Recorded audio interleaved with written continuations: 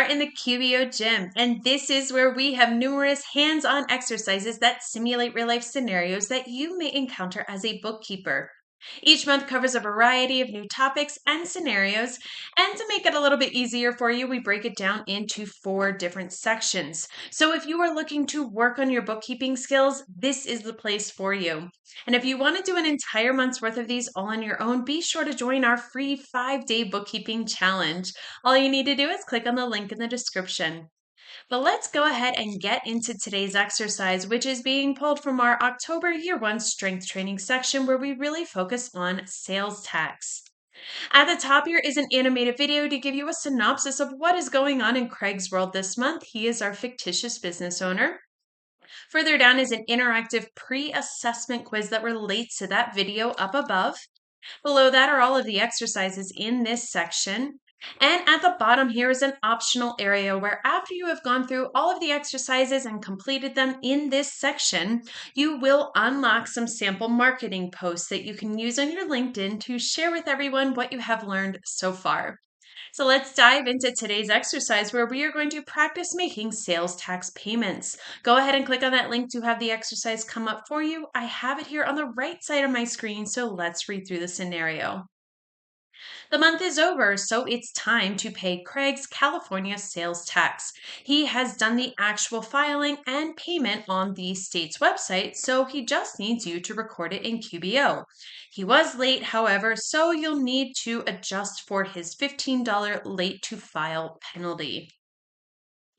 You will need to be in the same session of the sample company that you did all of the previous exercises in. If you have not completed those exercises yet, go ahead and click on the link on the top right corner of your screen. That'll take you to the first exercise. Complete that one and all the rest of them that are here in this strength training section. They all build on each other, so it's important to start with the first one. I have the sample company here on the left side of my screen. This is the last page that I left off of from the previous exercise. So let's go ahead and get started. Because QBO automatically tracks your sales tax liability, it's important that you make a payment. It's important that when you make a payment, you do so in the sales tax center, not just as an expense transaction. So we're going to get to that sales tax center from the left navigation bar. We want to hover over taxes and then select sales tax. So the left navigation bar is over here. Taxes is towards the bottom. Hover over that and select sales tax. We want to click on the California tile, which is this one. And you can tell now that this one is selected because it has turned green here on the left side of that tile. Now, because you previously selected monthly as the filing frequency for California in the first exercise of this section, you will see a list of the tax liability for each month. You can see that down here. In the sample company, only one period has been filed and paid.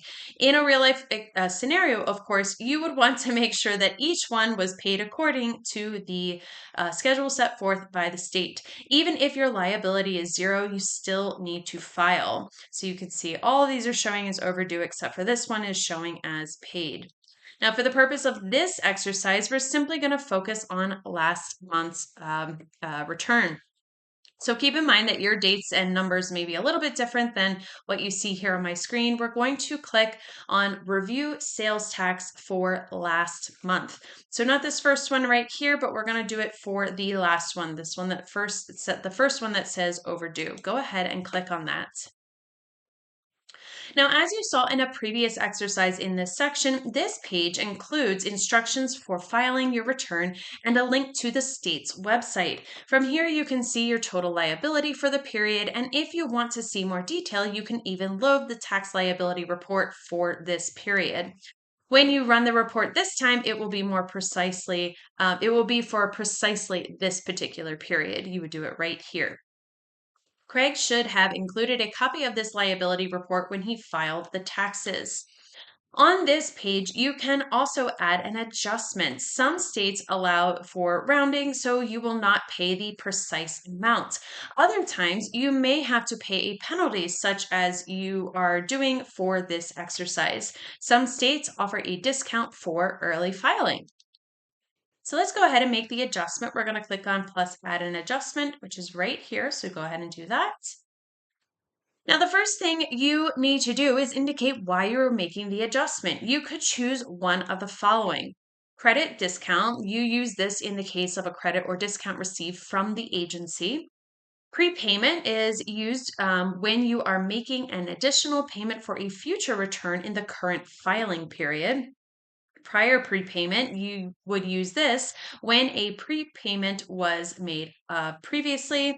And then other is used for penalties, interest, or rounding.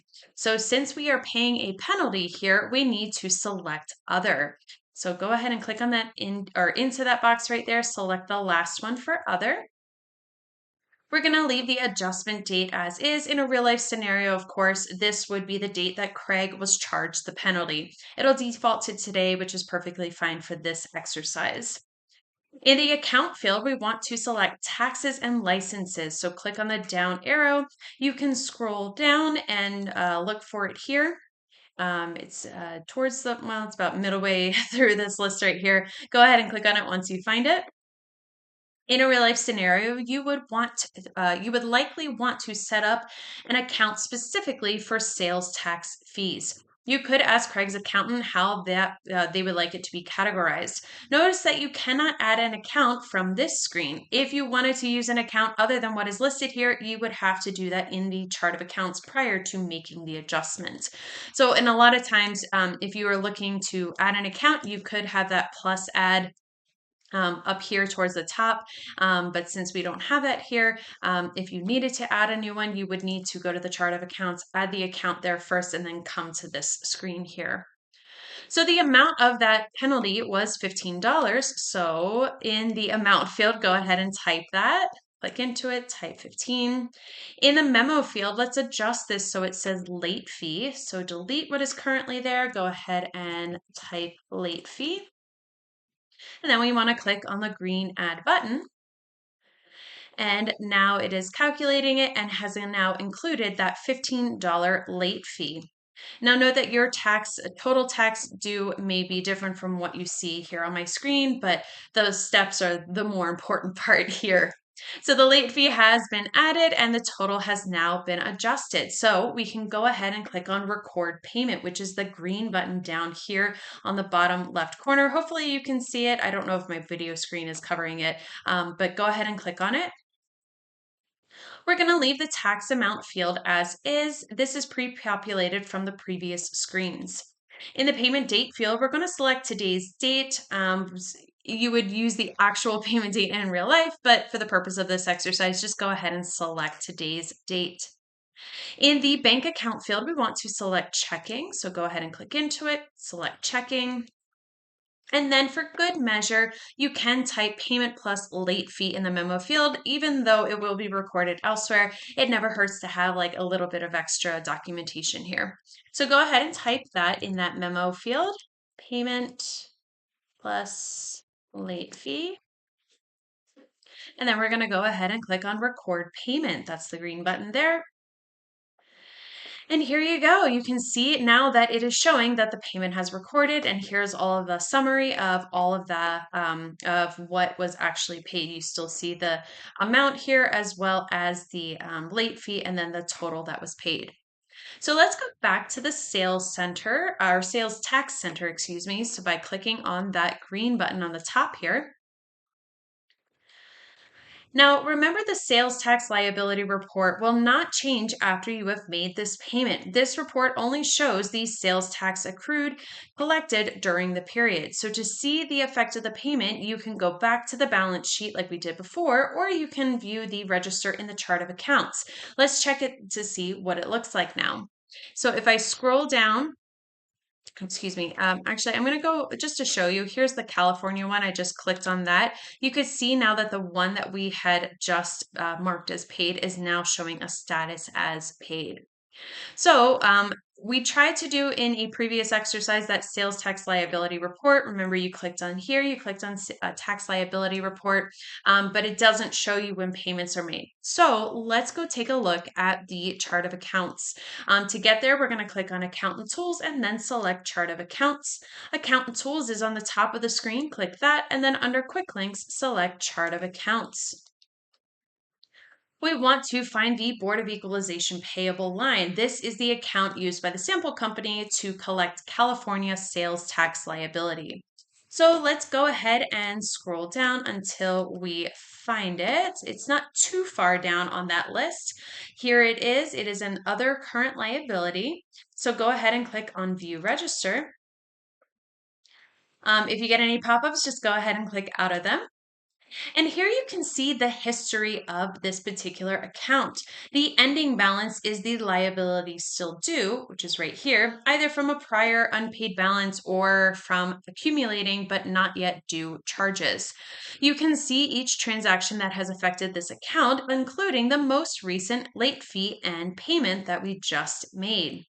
Amy's transactions are listed 4 times because there are 4 taxes being collected when based on location is turned on.